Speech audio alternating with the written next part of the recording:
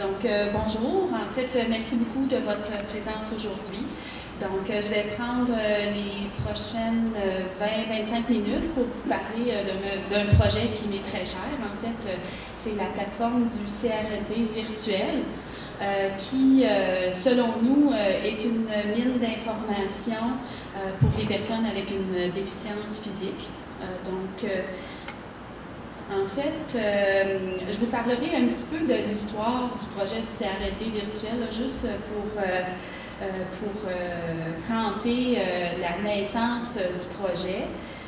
Puis plus particulièrement, en fait, je vais vous parler du volet de développement web et je vais vous parler là, des répertoires de lieux de santé et de loisirs et de sport accessibles que nous avons développés là, au cours des dernières années. Il y a également d'autres outils que nous avons diffusés là, sur la plateforme. Donc, je vais me permettre de prendre quelques minutes pour partager cette information-là avec vous. Donc, si vous avez des questions, vous pouvez les poser en cours de présentation ou on pourra avoir peut-être quelques petites minutes là, à la fin. Je vous ai également déposé à la sortie des signets.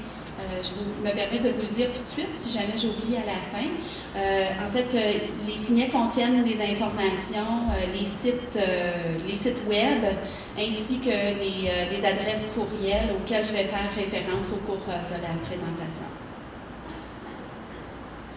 Donc, en 2008-2013, l'établissement, le Centre de réadaptation Lucie Bruno, s'est doté d'une orientation stratégique d'être à la fine pointe des nouvelles technologies sur la connaissance, l'utilisation, ainsi qu'au niveau du développement. Tout ça, évidemment, pour mieux contribuer à la mission qui est d'offrir un accès aux services à la clientèle. Donc, plus particulièrement, dans cette orientation stratégique-là, il y a un volet de développement web qui a été ciblé.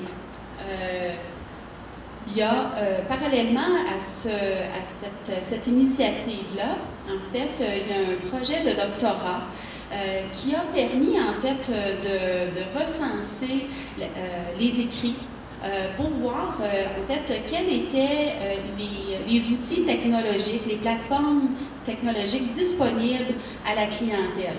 Puis on s'est aperçu, en fait, qu'il y avait plusieurs plateformes disponibles, mais pour la clientèle avec une déficience physique, il y avait peu d'outils pour ces personnes. Ce qui nous a permis, en fait, de développer un questionnaire pour la clientèle. On voulait évidemment mieux connaître les besoins.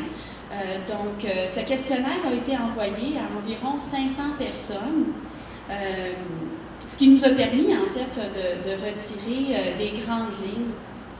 Donc, ça, c'était les premières étapes du projet de doctorat.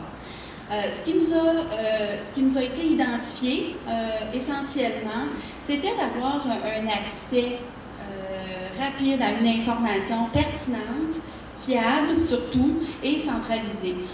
Ce que les usagers du centre mentionnaient, c'était qu'il y avait beaucoup d'informations qui étaient disponibles sur le web, sauf qu'on ne sait pas nécessairement où s'adresser, on ne connaît pas nécessairement la crédibilité de l'information. Donc, il y avait certainement un besoin à cet égard-là. Il y avait un besoin de mieux connaître les services qui existaient là, pour les personnes handicapées. Il y avait un besoin d'avoir accès aux professionnels de la santé pour une réponse rapide. Et parmi les autres besoins, accès à un site de petites annonces, les activités qui étaient disponibles dans le réseau. Il y avait un besoin qui avait été mentionné pour avoir un suivi post-congé, congé de réadaptation. Un accès à un endroit qui présentait les nouvelles technologies, une section offre de services et une possibilité d'interagir et de partager avec d'autres personnes.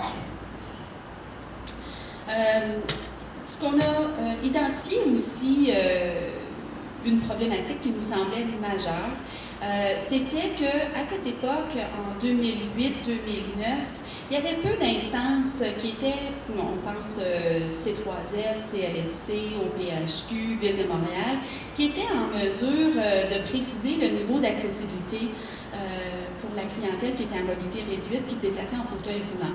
Donc pour nous, c'est un élément qui nous a semblé essentiel pour établir les objectifs de développement web. Donc, en fait, c'est de cette manière-là qu'on a établi nos objectifs, qui étaient de centraliser les informations pertinentes en lien avec les besoins des usagers. Non seulement les usagers, mais également à la clientèle, aux intervenants de la clientèle, mais aussi au grand public. Ce qu'on voulait également, c'était de favoriser le sentiment d'être en collectivité et l'autodétermination. On voulait favoriser des moyens d'échange entre les usagers et tout ça, évidemment, pour contribuer à la mission de notre organisation, qui est la participation sociale et la qualité de vie des usagers. Donc, tout ça, évidemment, en fait, je vous dirais en 2008, le Centre de réadaptation Lucie Bruno avait effectué une refonte de son site web et avait produit un site web accessible selon les normes de développement web, les normes d'accessibilité. Donc, ça veut dire qu'il y avait des normes qui permettaient, une programmation qui permettait aux personnes qui ont une déficience visuelle d'utiliser un lecteur d'écran. Et ça, c'était notre grand défi parce qu'on voulait à la fois avoir une plateforme interactive, mais qui respectait les défis de l'accessibilité du web. Donc, on s'est mis en chantier, mais au préalable, en fait, avec l'aide des étudiants en ergothérapie, il y a une recension des écrits qui a été faite de manière à mieux connaître les concepts d'accessibilité universelle. Il y a divers experts en le domaine qui ont été consultés, notamment il y a l'organisme qui œuvre en accessibilité architecturale, la Société Logique, qui nous ont soutenus. On a également consulté un organisme à Québec qui ont développé des répertoires du type comme on a fait. En fait, c'est l'organisme CapVie. Donc, la consultation d'experts nous a permis d'avoir des assises solides en termes de structure et de planification. Donc, de cette manière-là, nous avons élaboré des grilles d'évaluation qui tenaient compte des particularités de chaque répertoire qu'on voulait développer. Donc, il y avait un aspect d'appréciation générale de l'accessibilité, donc pour témoigner de l'expérience d'accueil de la clientèle. Évidemment, tous les aspects d'accessibilité architecturale, donc autant pour les personnes qui se déplaçaient en fauteuil roulant manuel qu'en fauteuil roulant motorisé. Donc on sait qu'il pourrait avoir des petites nuances, mais qui peut apparaître très importantes pour les personnes qui se déplacent avec les deux types de fauteuils. Par exemple, un seuil un petit peu plus haut pourrait facilement être franchissable pour une personne qui se déplace en fauteuil roulant manuel. Cependant, avec un fauteuil roulant motorisé, ça pourrait être plus difficile. À l'inverse, une pente abrupte pourrait être facilement franchissable pour une personne qui a un fauteuil motorisé, mais une personne qui a une maladie neuromusculaire, par exemple, pourrait avoir plus de difficultés avec un fauteuil roulant manuel. Donc ça, c'est des éléments qu'on trouvait important de faire la recension au cours de nos évaluations. Il y a d'autres éléments aussi, des éléments techniques adaptés qu'on trouvait importants de recenser, notamment dans les cliniques médicales, la présence de tables d'examen hydraulique nous apparaissait important de manière à pouvoir indiquer à la personne l'aide nécessaire pour faire le transfert au préalable. Donc, la grille, en fait, c'est une grille d'évaluation qui a été développée et à la fin, une cote d'accessibilité en fait, 3 cotes d'accessibilité le choix de 3 cotes pouvait être attribué, notamment accessible, partiellement accessible nécessitant de l'aide ou non accessible. Donc, en fait, le répertoire de lieux de santé était notre premier chantier. C'était un outil de référence qui visait là, à répertorier les cliniques, les dentistes, les optométristes, tout ça pour l'île de Montréal. Donc, on a évalué diverses instances par une approche de CLSC, donc les types de services qui sont les plus fréquemment consultés, donc les médecins généralistes, les optométristes, les dentistes. On cherchait à avoir une ressource par territoire de CLSC et les ressources plus spécialisées, minimalement, on cherchait à avoir une ressource par territoire de C3S. Donc, on pense aux spécialités médicales, bon, on en a nommé quelques-unes dans la présentation, les allergologues, cardiologues, les chirurgiens, dermatos, etc. Donc, au niveau des appareils techniques, je vous en ai parlé. Pour permettre l'interaction, en fait, les usagers qui veulent commenter ou coter ont la possibilité de créer un profil. Donc ça, c'est une manière qui permet de faire la mise à jour du répertoire. Une autre manière, c'est que certaines personnes ne veulent pas créer le profil, mais il y a une adresse courriel qui a été créée, qui est le virtuel.crlb, où les commentaires, les suggestions peuvent être reçus également de cette manière.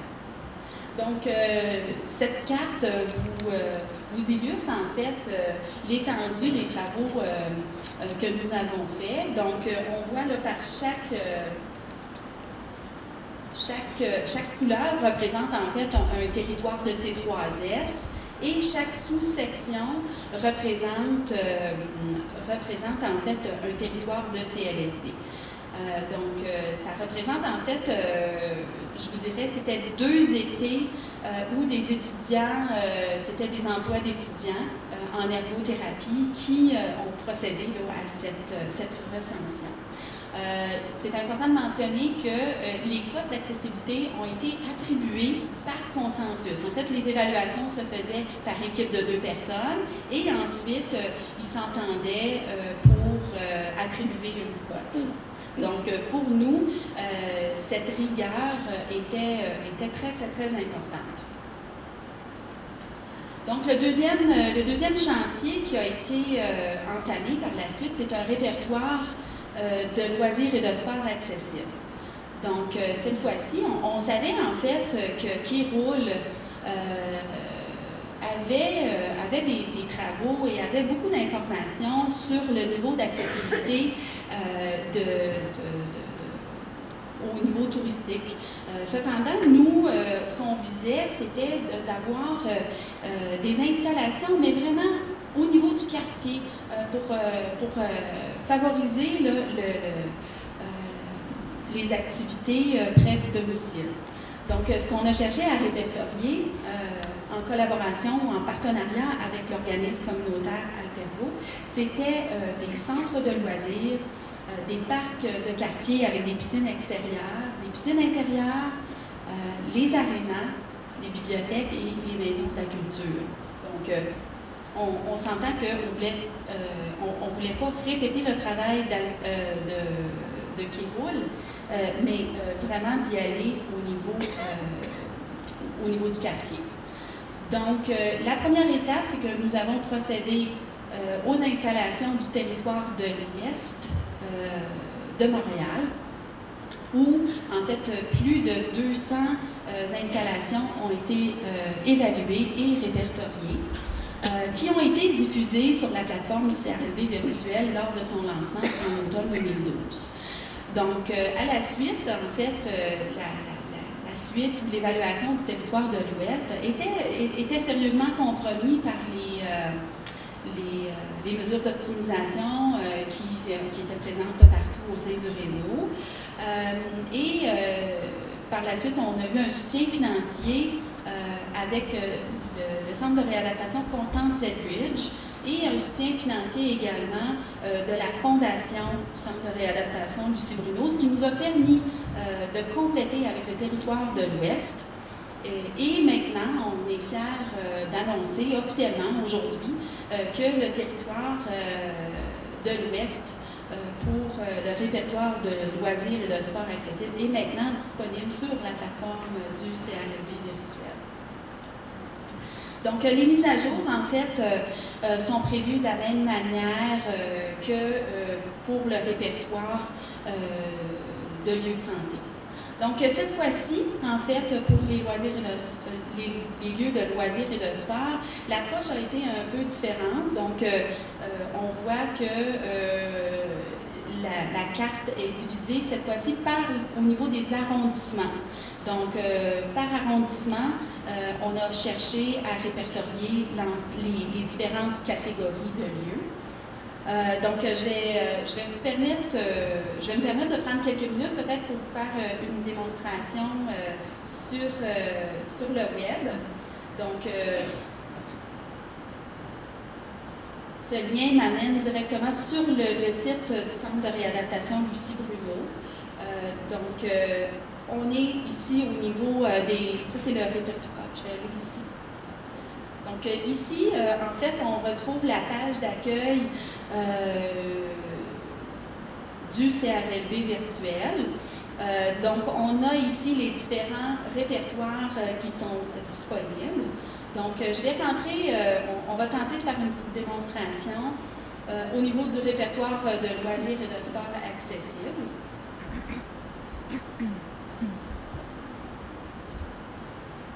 Donc, disons que je suis une usagère qui habite le plateau Mont-Royal et j'aimerais avoir un lieu où je pourrais pratiquer du sport.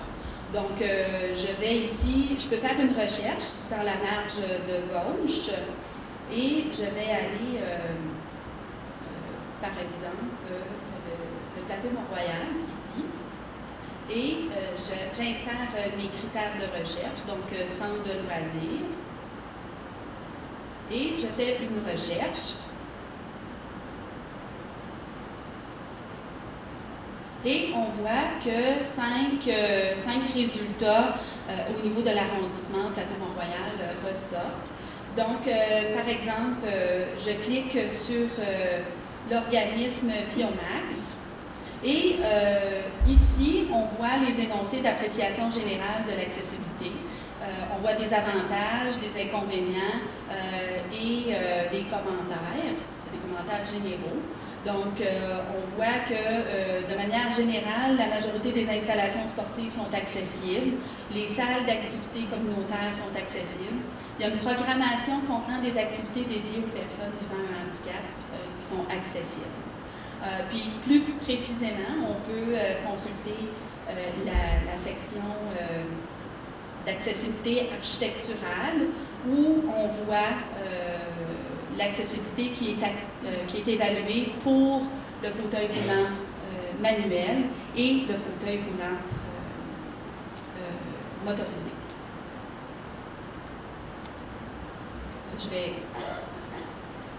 Puis, en fait, c'est avec une grande fierté que nous avons soumis notre projet à l'Action TI.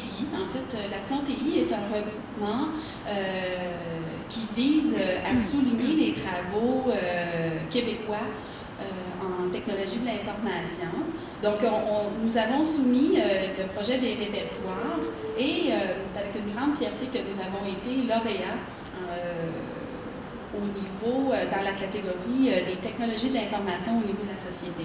Donc, c'est un petit clip que je vous diffuse rapidement, qui dure à peine 15 secondes. Le son marchait tantôt, mais là, il ne semble pas fonctionner. Virtuel. Pour les handicapés, se rendre à une adresse en sachant à l'avance qu'ils pourront avoir accès au lieu et y recevoir des services, voilà qui est rassurant.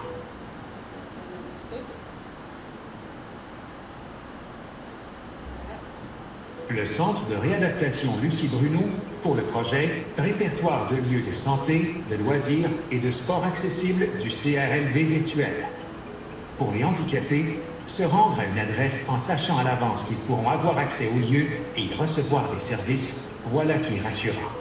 Élaboré par le Centre de réadaptation Lucie Bruno, les répertoires de lieux de santé, de loisirs ou de sport accessibles du CRLV virtuel proposent une ligne de renseignement rendue disponible à tous. Donc, oui, j'ai presque terminé. Très bien, merci beaucoup.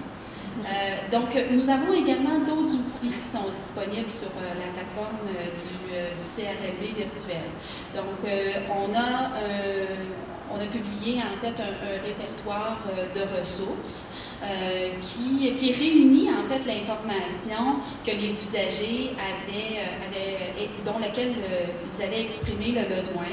Donc, les organismes communautaires sous les différentes catégories, l'action sociale, le travail.